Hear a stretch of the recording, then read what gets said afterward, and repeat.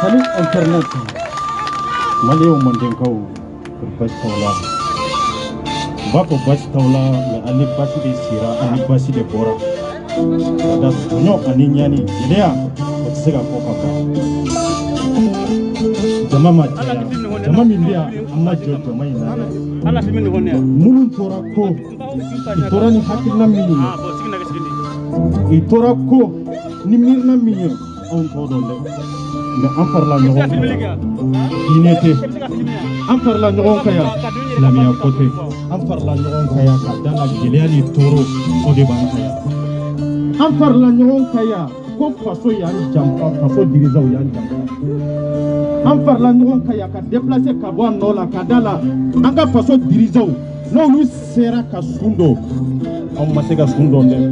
Kasabu qui passeport au Gélia et Kasabu qui est barako Gélia. Wallahi Maléo katina ni passeport be faraka bo jona sa kuma imbafo ko abebo damina danye fitinindi mo mi be ka fo ma fitininde do ate ko don kalanta la dunia tala ko ye ke chugude fanga site ko dilan mais amba ira autorité la ka fo onye malien donde wallahi katina ni passeport be faraka bo har na dana ni mo fla de sera kenen kaya amma gote jamai naw malien be te kam mali maraw mo damadamo de be munu be ka jamana mara munu be ka be diriger abo itese ka malien beka hakem mine itese ka jamana dembe balu ka hakela pasoro ni nina ibe bonyona togobi ni malio makala ku kata Guinée unyiringa nanga fama makala ku kata Sénégalais unyiringa kalante kodendo do kalante familialité do pasoro biométrique ambono shinsi andeunde ka ambono shinsi ambaude ka soro femi nabi ko anga jamana tese ka tla souffrance be temeninka degube temeninka ba Guinée n'a te compté jamana kalankela ou no fe n'a te compté Afrique kono ka foko e kalanete mata yoroja mais an ga jamana min be compté jamana munu kalane do Afrique kono ko lu desara kanna vi kotla ngoku masulu de sidiri ambe kere do de ka ambe kanga hake ni me ammalu ya lende do ambe kono do de ka kere do de ka ande gunendo toro banka gelia banka me ambe ka kuma do de bwanda kono tellement que malo yere bolo anta fe ka me atenya ko ni itese ka malien beka hake mine itse jamana dembe balu ka hake la passport ni nina ibe bonyona chogobi ni malio makala ku kata Guinée unyiringa nanga fama makala ku kata Sénégalais unyiringa kalante kodendo do kalante familialité do passeport biométrique ambono shinsi andeunde ka ambono shinsi ambaude ka soro femi nabi ko anga jamana tese ka tla souffrance be temeninka degube temeninka ba Guinée n'a te compté jamana kalankela ou no fe n'a te compté Afrique kono ka foko e kalanete mata yoroja mais anga jamana mi be compté jamana munu kalane do Afrique kono ko lu disara kanna fi kodla ngoku masulu de sidiri ambe kere do de ka ambe kanga hake ni me ammalu ya lende do ambe kono do de ka kere do de ka ande gunendo toro banka gelia banka mais ambe ka kuma do de bwanda no tellement que malo yere bolo anta fe ka fo mais atenya foli aya fo bandaw nyana kuno ay volta atara debi atara ka sudona ambe do ke drisi debi asara ka jamana de parce que akera ka jamana fe mais ay bandaw nyinga atara mami ka sayala o sara faso de kama ale mi sigira faso kama ay munde ke faso c'est ça la question c'est-à-dire an kana nyogol laje ni visage lajeli an ka nyogol laje ni jamana di na nyogol laje ni jamana wallahi habi basi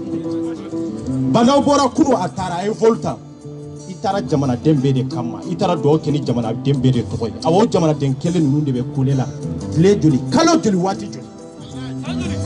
ha don kela ma communiquer kelen bla tele kama bla radio la pour que kase ka do bi mato awbe ka kule bi mato awbe dugun kono ambe se ka do chogo jumende la ambe se ka nyon famu chogo jumende la non te consul ni ambassade dongo do ni wele ni be nyona mais nafa de tenu nunna muna ambe négocier ni consul ni ambassadeur olu nyamogo e bandawo de bandawo ma communiquer kelen sebe ni na ko ina folo amabo tele la amabo radio la est ce qu'on kanga ambassadeur la media est ce qu'on kanga consul la media amanga ku lameo mamuru be ka fanga négocier ni ambassadeur oui ambe négocier ni ambassadeur oye de otona jamana nyema ta kalama dia ale ta kalama dia ka foko ambe ka kule kalo joli file joli aba kalama mami nana jamana in kɔnɔ ya k'a fɔ maliyɛn den minnu bɛ yan fɛn fɛn bɛ nin gɛlɛya in kɔnɔ k'a fɔ an si tɛ maliyɛn den ye ale y'a dɔn bi de k'a fɔ ko maliyɛn den minnu bɛ kɔ kan k'olu tɛ maliyɛn den ye don min na ale bɛ boli Musa nɔfɛ don min na ale b'a fɔ Musa ye ko n tɛ to i ko ka da la i bɛ ka jamanadenw tɔɲɔ o mama y'a sɔrɔ ale tun ye maliyɛn den ye non ale tun bɔra malidenya la n'ale tun bɔra malidenya la anw tile kelen ma bɔ malidenya la faamaw de b'a fɛ k'anw sen bɔ maliko la faamaw de b'a fɛ k'an ka yɛrɛwoloya minɛ na faamaw de b'a fɛ k'an ka danbe minɛ na a dun tɛ minɛ na dɛ Mali ye pays laïque de ye silamɛya t'a la chrétienya t'a la hali kafirifin min bɛ yen an b'a dɛmɛ k'a ka hakɛ ɲini bandaw ma sigi k'a fɔ ko diinɛ ɲɛmɔgɔ dɛ bandaw ma sigi k'a fɔ ko chrétien ɲɛmɔgɔ dɛ a sigira ko jamanadenw u ka aw de bɛ gɛlɛya la yan parce que biométrique b'anw bolo bi mais fɛn min ye Nina ye Nina nana kan bɛ bloqué e na e ma ye diɲɛ jamana si la ni Mali tɛ c'est vrai an b'a fɔ k'a fɔ ko an ka dirigeant fɛn fɛn bɛ yen i ma kalan sa cɛ dɔnni de tɛ yen sa dɔnni tɛ se ka kɛ ninnu na anw ka Nina ko ɲagamina cogo min ko a bɛ ɲagami nin kɛcogo la o tuma Nina tɛ Guinée de wa a tɛ Côte d'Ivoire de wa o tuma Nina tɛ Burkina de wa a bɛ yen o mais mun de la maliyɛnw bɛ ka tɔɲɔ nin kɛcogo la k'a fɔ ko an taara kalanyɔrɔ la kalanyɔrɔ tɛ de Afrique bɛɛ lajɛlen n'i y'a bɛɛ lajɛ bɛɛ bɛ Mali ye maa minnu bɛ taa Imineria la o Ivoire b'an ɲɛ Guinée b'an ɲɛ n'i y'an denw bɔra k'a fɔ k'u bɛ taa kalanyɔrɔ la n'i y'a nana yan ka asile demande tiɲɛ ko an ka jamana de ma kɛ jamana ye jamana min n'a b'a ka jamanadenw fɛ jamana kɔnɔ sa walahi n'an ka jamana tun ɲana ka kalan d'a ma ka baara d'a ma cɛ an tɛ bɔ ka na kalan ɲini yan sa an tɛ bɔ ka na dɔ b'an si la yan an tɛ bɔ ka na asile demande yan o ye nkalon de ye sa an kana ɲɔgɔn nɛgɛ sa waati jumɛn de la anw ka faamaw bɛ jamana kanu k'a dɔn k'a fɔ jamana kanu ye fɛn jumɛn de ye n ka jamanaden minnu bɛ yen n den minnu bɛ yen i bɛ baara sɔrɔ jamana kɔnɔ cogo jumɛn de la i bɛ se ka jagokun sɔrɔ jamana kɔnɔ cogo jumɛn de la i bɛ se ka kalan kɛ k'u ka diplôme sɔrɔ ka tila k'o baara kɛ jamana ce n'est pas la peine an ka kalanko kɔnɔ an tɛ kuma o kan tugun faama ninnu bɛɛ kalanna kɔfɛ de a bɛɛ kalanna kɔfɛ de olu bɛ se an ka kalan la sabati jamana kɔnɔ i tɛ se o an ka kan yɛrɛ ye n'u b'an bɛɛ faga e na e b'an bɛɛ faga mais bilahi caténaire patron ma fara ka bɔ ɲɔgɔn na n bɛ ka kuma in fɔ a ye kuma in lamɛn kosɛbɛ ne b'a fɔ ne ye kɔ sɔrɔ kaba o o tɛ bala ne la o ne ka papa ka t'o la ni ne bɛ to ko in na ne bɛ to ko in na maliyɛn bɛɛ ka lafiya walahi n mago tɛ si jan na dɛ ne mago bɛ waati min b'a balo adamadenw ɲɛna waati min b'a balo dugukolo sanfɛ n ka se ka maa dɔ nafa n'a ye walahi si jan n bɛ min fɔ aw ɲɛna ni ne ni passeport ma bɔ ɲɔgɔn na bandaw tulo b'a la français tulo b'a la bandaw ka to Mali kɔnɔ n'a jiginna hôtel o hôtel la a banna ka wari min don passeport ni Nina farili k'olu fara ka bɔ ɲɔgɔn na a ma sɔn ka wari min don o la o wari a b'a don hôtel la dɛ an b'o fɔ k'o jɛya ménagère tɛ foyi tɛ dɛ parce que a bɛ vol min ta ka na essence min bɛ don a kɔnɔ anw ka impôt de don anw tɛ baara la anw bɛ souffrance kɔnɔ yan mais wajibi de don a sarali an b'a sara ale tɛ se ka vol ta tugun k'a fɔ a bɛ na maliyɛn makɔrɔ ka na kuma n'o ye yan k'anw to jɔnya kɔnɔ k'anw to fadensagoya kɔnɔ nin jamana in kɔnɔ a tɛ bɛn dɛ o ye kelen ye filanan politicien minnu bɛ yen i ka président caman bɛ yan i ka partenaire caman bɛ Faransi yan an bɛɛ bɛ politicien dɔ nɔfɛ mais k'a fɔ k'a diya de politicien kelen tɛ min bɛ k'an dɛmɛ nin la politicien kelen tɛ yen min dogolen b'anw ko a politicien tɛ yen dɛ n y'o de fɔ maliyɛnw ye n ko ne ta tɛ politique ko ye ne ta ye faso ko de sini nin bɛ kɛ an bɛ tila nin na an bɛ fara ka bɔ ɲɔgɔn na an bɛ dɔ sɔrɔ a ɲɔgɔnna wɛrɛ la ne ta ye nin dɔrɔn de o de y'a to an t'an kunkolo di politicien ma an t'a di karamɔgɔ ma caman ye kɛlɛ in daminɛ i taara dogo politicien de kan anw ta tɛ politicien ko ye dɛ aw ɲɛ bɛ CSDM min na yan CSDM mɔgɔ minnu bɛ yan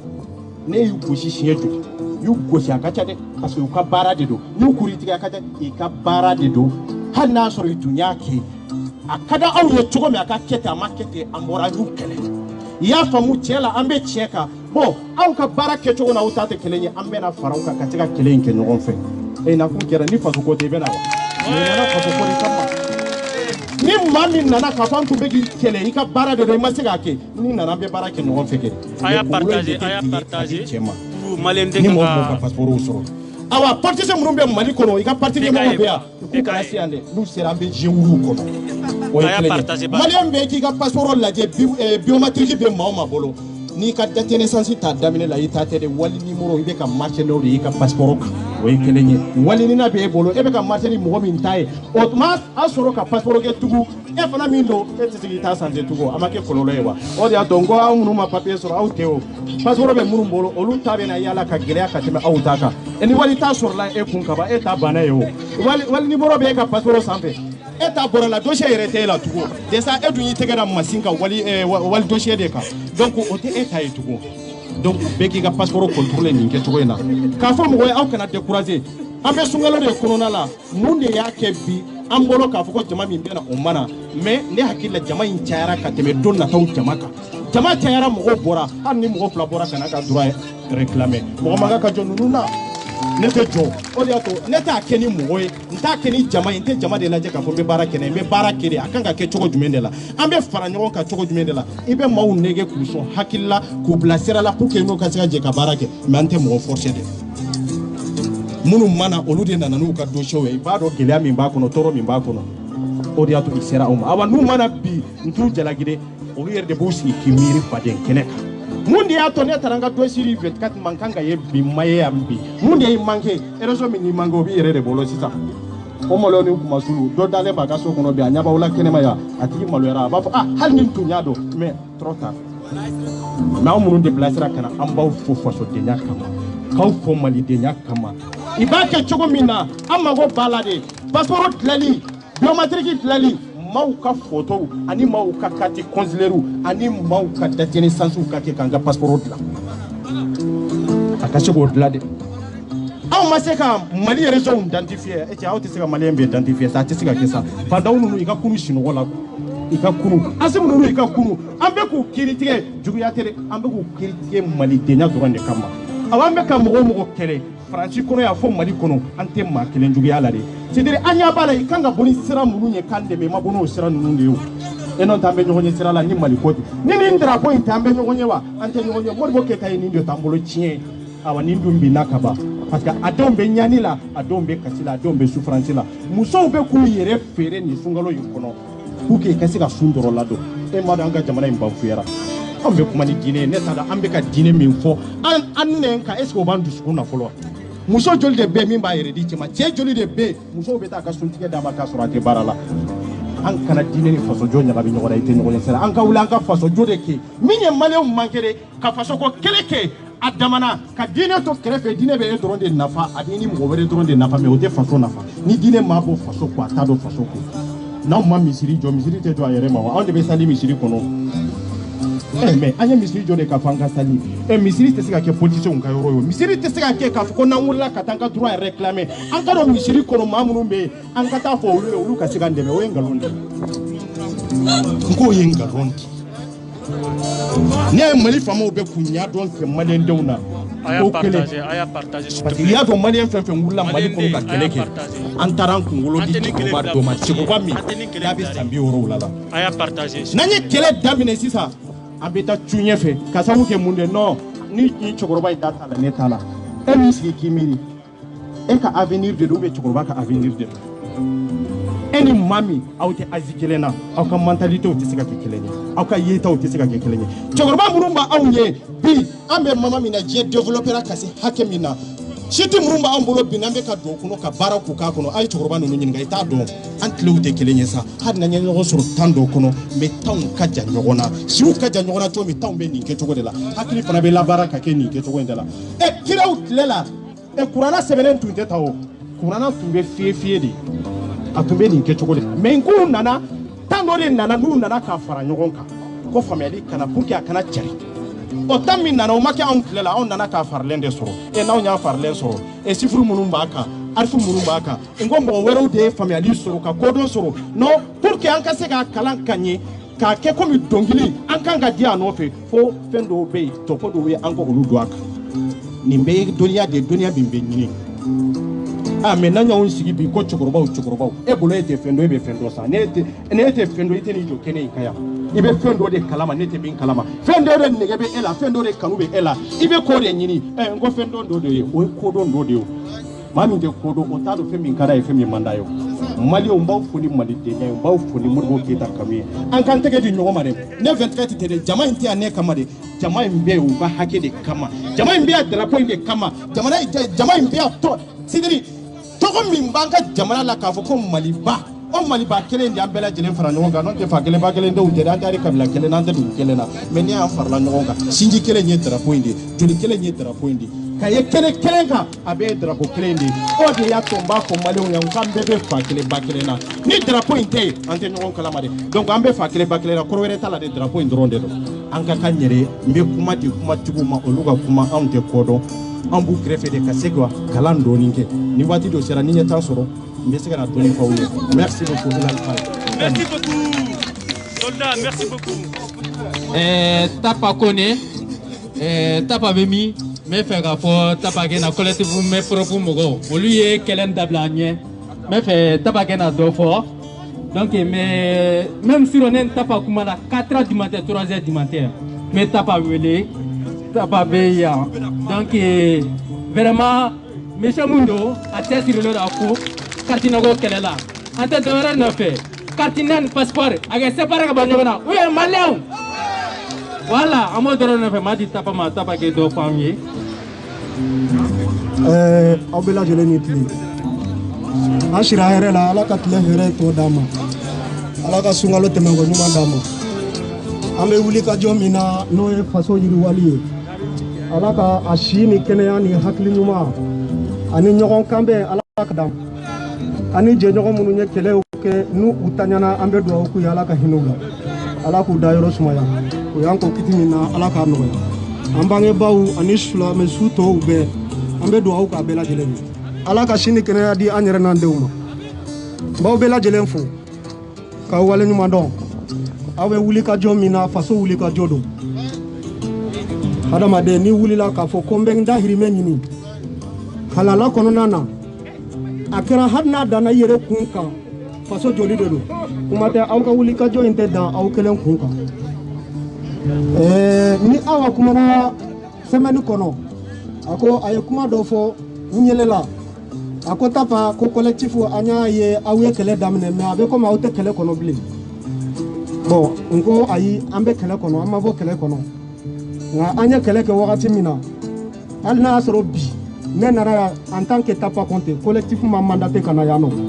ni yo fo aklinta uba fo ko ayi bita asro collectif be kele contrôle non au côté fonctionnement chogo de bana nous vici ni okumala sela nous vici katamina o be no yere wulila katamina o fana be no donc o korote ka fo kambe kele contrôle aduna ta borata halina asro mo kunya kanu anga do kele contrôle ngombe munya to anjora folo parce que anga dernière manifestation kera ya au chaman kumbe ano le 5 septembre 2020 donc ni mo mi ko ambora o kele kono ima fam na ambe konsila kono wakati mi anya mi fo mo ye kele inte collectif taire malien wa kele de do an ba ke kase an seko dana ani an hakilina tay chogo mirana ni mo ko wulila ka fo ko e fana hakilina tay fenwere ye minte an tay ibe fe ko de yira ante blay contrôla an bi fana tay laje nasro asera ka la se ka problème be régler chogo mambo doron de ni amako yere fana ni alame evre fana ni sababa be wakati be se an bebe sigi ka kuma ka ira ka fo bon anga laje tsan ambe be ne sura la chukoti je pense que ambe ka trama doni kase o yoro de la parce que ko sera yoro 1600 ambe la jele anga ka don ka fo kanga mesure nu en tout cas hal na ma dese ambe domina yuko ambe joro mina yuko bi anga mesure nu ma problème yi régler donc au ko fait ando nga la ni problème ka régler di nabe wele madame ke malien bela jele bon ni ko malien bela jele ali bela jele mu nyese ali alama kuma te au kan kelema ay hokli boka ka foko bela jele te na farao ko donc mo mun be fe ka foko ka régler wakati sera an bela jele ka sigi ka kuma anga nyenyina la abe régler chogo mina otenya parce que hadama de hal nawe gerke hal na marfata ka nyon fara bebe doni bla bebe chamachela nte bon nola o te kele bancho koy o chiye fana ko ngo fo donc o wakati parce que ambe mina autorité nunu fana u ka bon ante dem sene yoble u ka bon an negali ko nana kasi kera ministre de Malien de l'extérieur nana e mundla il est venu se foutre de gens c'est la fuite en avant anana bibron do mo do kono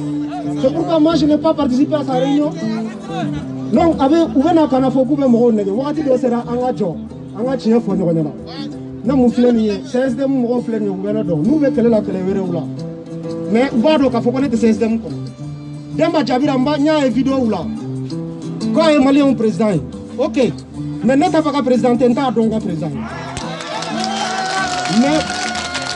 Mais quoi que, nous avons fait régler que les corona. Ani bel wati sera ani bela jelenga siga kuma. Parce que mbe fengela ndo fana ufawiye. Do wulila ka kuma uta kele corona na uka kuma kele ngera fendo de beka ke ne kaya la dron. Ne kaya la dron hali ne ka fota be kele to la sigi kode. Nga wuli ka kuma. Ode nana ke kele nye bela jelen donala. Ala ba don ka foko do donala uka kuma fota uye kele ngela ya. Uye kuma munu ko parce que peut-être avec ça pour moi d'abord qu'on a du quoi comme mais vous t'avez oublié faire mi fola donc n'allez ne veut maintenant ni n'a oublié maintenant mais dem c'est nous là pour que le boutaille on a intérêt de nous autour de ces jeunes là on a c'est pas ni problème ni ka ni là parce que ni problème pour mettre jamana fait on fait na maintenant c'est qui trop ka kuma là akuma jamana fait on fait na mali dronte au problème il réglera parce que au ka mi yanga kake Jatige la fin kaira molo okumbe jamana were udala au réglera mais on pas trop droit en réalité nous notre problème c'est que la Nina a été un échec mais l'État ne veut pas reconnaître son échec il renvoie tous les problèmes sur les Maliens de l'extérieur c'est malhonnête et c'est injuste c'est malhonnête et c'est injuste donc maintenant il est temps en Angolo du Yoroma Angakuma dans les jours à venir kele nyami yambe mi fa ngana haklina kele de do ambela jelembe kele la jama inde no fe anfana ka olu be kele la pour que jama ngake olu fa fe anfana ka njida ka antege di nyogoma pour que jama ni aunde ka to nyogo fe parce que aunde be chinyeka mais nama choko do jama be ta olu fa fe aunde de se ala kan kisi o donc vraiment ka obela jelenfo 16e mbawfo ka anti kantinina mo ba bela jelenfo ambe kele mina vraiment ala ka kele intime chogo nyuma dama ala ka mbo chogo nya sunga lokono vraiment il est temps que ambela jelen ka nyon so pilier là qu'on mette balle à terre solution ga sura là na ma sura la diala aka sura la goyala Merci beaucoup. o ka sura ambela jelen be nyon ngolo ni ko bela jelen bet la ka sega kan tuguni han ni ko arjena betedo ngambe bela jele mamunu mbe fe ako kanyana bo ngambo lu de ne ka bela jele re wala nga hakina were be munu na neno lu te kumala nga bela jele lu to kono aketo be ninga sali wala mama merci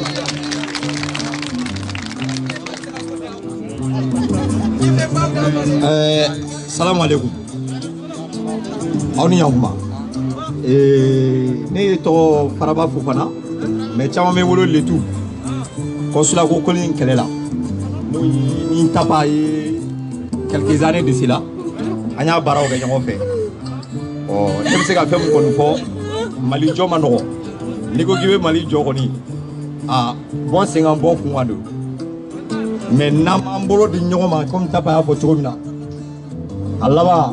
avec un ere ma kololo parce que mali ere problème folo e tumé ni nga kina tama ke client dro il y a un problème.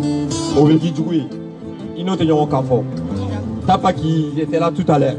Un barachamangue nous fait. On a eu des divergences. Mais autant il y a qu'à faut quand si n'ayons un cantek d'andiring à d'anyoka. Hypocrisie à terre, faut y arrêter. Malien malien. Ni quelqu'un. Normalement jamais il m'y a. Ni nous on flash ça va de gouanga sur rien. Parce que Aïe Jao, Ami Jao, Kartina ko problème à Biga. Là, il y a une nationalité, il y a une triple nationalité. A problème, il y a. Parce que, eh, nationalité. Mais si il va à Bangou, il va à Bangou. Quand il y a un boulot, il va à Tori. Il va être une nationalité là au donné. Parce que le problème de Katrina n'est pas Chamandoa là. Il y a un fin de Chamanga là. Mais le problème est au Mounier. Donc, il faut que non, si vous voulez faire, vous avez mais moi, je pense que nous devons se mettre en question. Moi, je suis dit Kabiga, Jamana, Jamana, des kilomètres et des kilomètres. C'est à mettre à kilomètre d'affaires. Bon, comment on venait placer la vie. Est-ce qu'ils ne feront pas la même chose? La question à se poser, nous, tout le monde placer la vie. Est-ce que vous comptez nous on a Parce que la preuve est que Ou va on fait La famille, la famille. Toi, ne pas Aya partager s'il te plaît. Ou va ressourcer avec la famille. Pour Eka Ou va faire quoi. Nous met France bolo. Pétrole tout bolo. Gaz tout bolo. Feuille tout bolo. Ma belle au café. Il n'a pas qu'un président à Portugal. Normalement, ni ko ba ka to la ko Afrique on a wardi to tobuma. Bon, il y a même me boa mo aglima. Ma tout c'est amanga boya aglima. Ni aglima ma femme amanga boya aglima. Mais ne bolo comme nya photo ko ni jama yimbe ambi. Abena la jama ma gani. Tadige mo tsegi ba nya ko li makati lo no kwa. Mais malin rega problème ni problème ma ko ngano ante bola de. J'ai remarqué même dans la manifestation là, il y a un tani blanc à dire que là. Bon, elle n'a pas été pour problème maintenant. Mais toi, tu as amené de pour la petite là. Donc il y a un problème. Donc, il faudra malin. C'est un clé au que cléon. À ma cléon, fanga nyoko minedi. Mali te se ka avancer trop chila.